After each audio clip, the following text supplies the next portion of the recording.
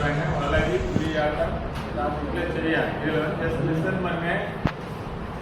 என்ன heritage of Tamil, history of தமிழில் எந்த மாதிரி என்டர்டெயின்மெண்ட் கான்செப்ட், அதில் என்ன பெனிஃபிட்டு, எங்கெங்கெல்லாம் செலிப்ரேட் பண்ணாங்க அப்படிங்கிறத ஜஸ்ட் எக்ஸ்பிளைன் பண்ண போகிறாங்க. ஓகேவா?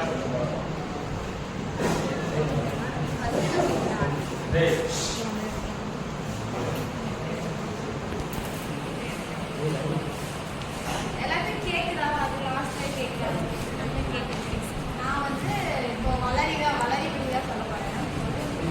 வளரி யாருக்கெல்லாம் வளரியில் என்ன ஞாபகம்? யாராவது நம்ம சீமராச பறையாரெல்லாம் பார்த்தீங்க? யாருமே இல்லையா?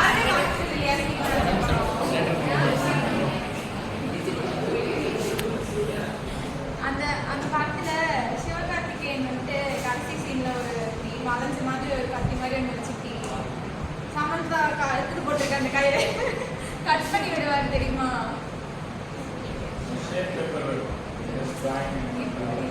சார்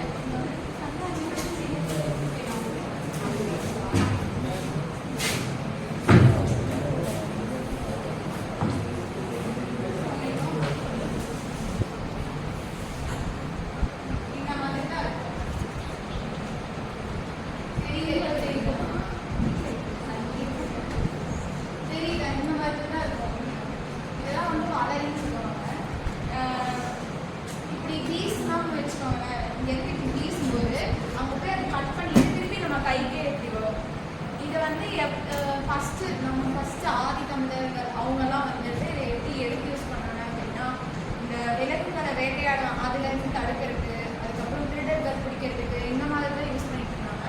அது காலம் போக போக போக போக இது ஒரு நல்ல வெப்பனாக இருக்கே அப்படின்னு சொல்லிட்டு இதை வந்து போர்லி யூஸ் பண்ண ஆரம்பிச்சிட்டாங்க.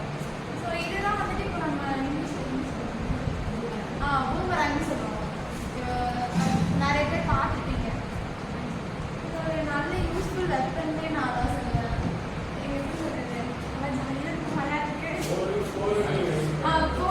கோழிகளை வந்துட்டு இப்போ நம்ம கோழி இந்த குதிரையில என்ன போவாங்க, போக அவன் அங்கே இருக்கான் அப்படின்னா ஸ்பீடாக போய் அடிக்கிறப்போ அவன் நம்ம கொண்டுட்டான்னா அதனால அப்படியே வீசி கொண்டுட்டு வந்துடும். அவ்வளோதான்.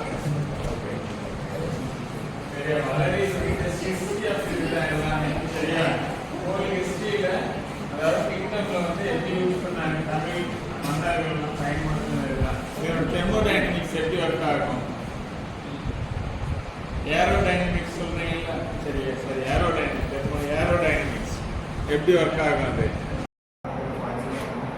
அது ரெண்டு பேருக்கு கூட சண்டை வர்றப்ப ரெண்டு பேருக்கு வந்து தலையில் அடிச்ச பாயிண்ட்ஸ் இல்லை, ரெண்டு கைக்கு கொட்டி கீழே அடிச்சா பாயிண்ட்ஸ் கிடையாது. ஓகே, இன்னொரு சொல்லுங்கப்பா, எக்ஸ்பிளைன் சொல்லு. இன்னொரு தடவை ஃபர்ஸ்ட்ல இருந்தே சொல்லுங்க. நிறைய பேர் வேணும் வாய்ஸ் கோல்டா என்னால ஆடிபிள் இல்லை, கிளியரா நம்ம சொல்லு. மொத்தம் ரெண்டு இதாக ஸ்போர்ட்ஸ் கனெக்ட் பண்ணுவாங்க. இண்டிவிஜுவல்ஸ் வந்து ரெண்டு பேர் அந்த மாதிரி இருக்கும். இண்டிவிஜுவல்ஸில் வந்து நிறையா இருக்குது. அவங்க தனித்தனி எல்லாத்தையும் காட்டணும். அது என்னென்ன இருக்குது, என்ன பண்ணுவாங்க, எல்லாத்தையுமே அதை காட்டுவாங்க. அது ரெண்டு பேர் பண்ணுறத வந்து ரெண்டு பேர் மட்டும் சண்டை போடுவாங்க.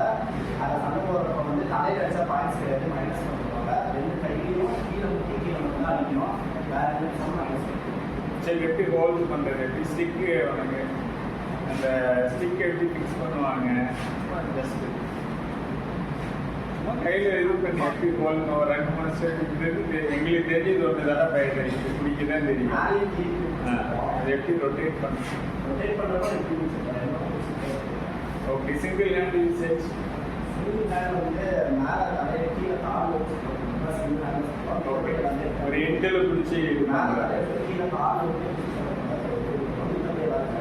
ஓகே, மிடில் பிடிச்சி ரொட்டேட் பண்ணுறது இருக்குல்ல, அது எப்படி? அது நடுவில் பிடிச்சி ரெண்டு ஹேண்ட்லேயும் ரெண்டு பிடிச்சி பிடிச்சா நடுவில் பிடிச்சி சிங்கிள் ஹேண்ட் ஒரு பிடிச்சி பண்ண முடியும். ஆமாம் சார், பேலன்ஸ் இருக்காது. கீழே பண்ணலாம், கீழே வந்து ஓகே, ஸ்டிக்கோட ஹைட் எப்படி ஃபிக்ஸ் பண்ண? நான் சொன்னேன் நெட்டில் இல்லை ஓகே ஓகே சரி. வேற என்ன இருக்குது இல்லை? ஓகே, ஏதாவது வின் பண்ணி ஏதாவது ப்ரைஸ் ஏதாவது டிஸ்ட்ரிக்ட் லெவலில் சூப்பராக வேணும். 7th சூப்பர் ஸ்வீட் ஏதாவது கண்டினியூ இன்னும் ப்ராக்டிஸில் போயிட்டு விட்டு ஏன் அதுக்கப்புறம் ஸ்கூலில் நான் எயிட் வரைக்கும் தான் இருக்கேன். எனக்கு மேலே போக அதனால் லாக்டவுன் வச்சு வேற ஏதாவது